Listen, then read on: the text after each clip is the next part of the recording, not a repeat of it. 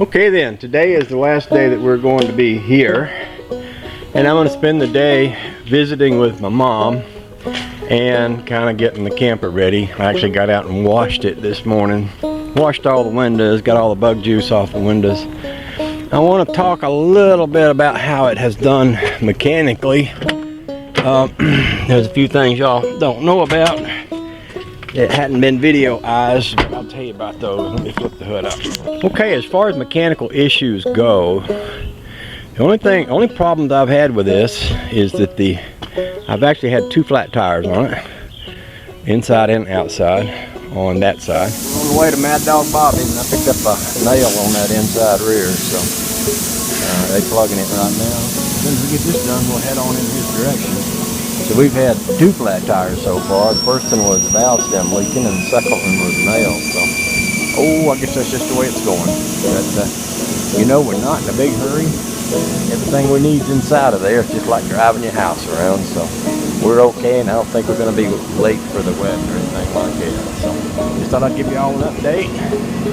And Sweet Pea's doing fine. Other than that, see y'all. And I've had a variety of things having to do with the cooling system. And the first one was the fan.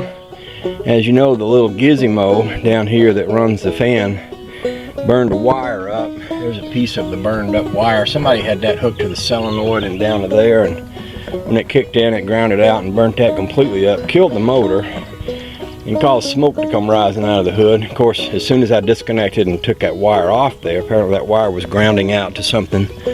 She cranked up and she ran fine, but the fan didn't work anymore. I tried straight wiring the fan and blew fuses, and so eventually I took out the fan control mechanism, which was located down in there, straight wired it to this wire, and it has run fine. And I have that grounded to a toggle switch, and I'm using that to flip on and off.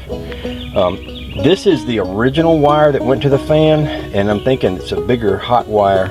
Would probably make sense to reconnect that original wire back to this and do away with this piece of wire that I've got that's been spliced up and everything.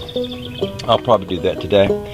The other thing that happened though, we were on the way home yesterday and suddenly she got hot, and I mean really hot really quick, and the alternator light went out, and I knew then that we had broke a belt, a fan belt.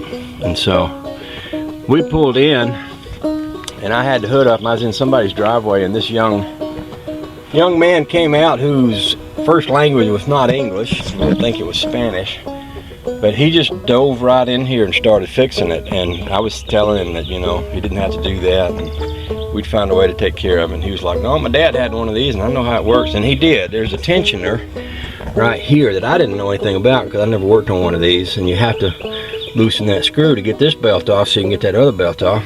If it hadn't been for him, I wouldn't have known about that, and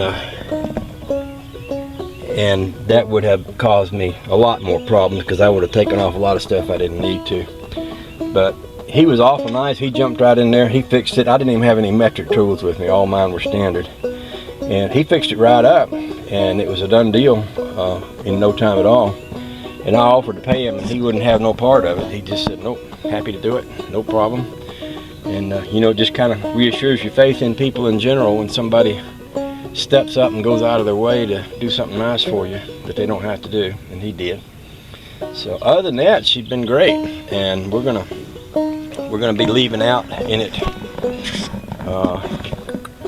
first thing in the morning. So I will be packing it up. And one of the things I'll be packing up are these chairs that my brother made.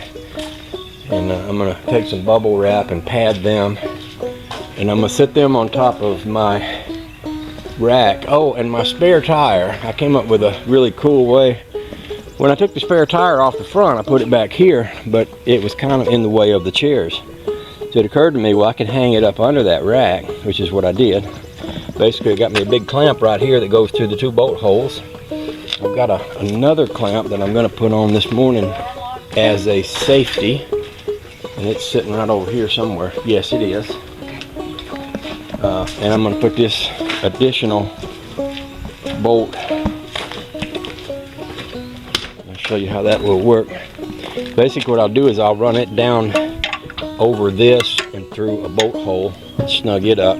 Then I'll have, instead of just one, I'll have two things holding that in place in case that should rust, you know, a rusty old piece kind of should fail. And then I can set my two chairs right up on top of here. So that's an update on the mechanics of the little unit there. All these videos aren't going to get put up until I get home, which is going to be a few days. So when I do, I'll bring it all up to speed. And it's been a good week all in all. So with that said, I'll stop talking now.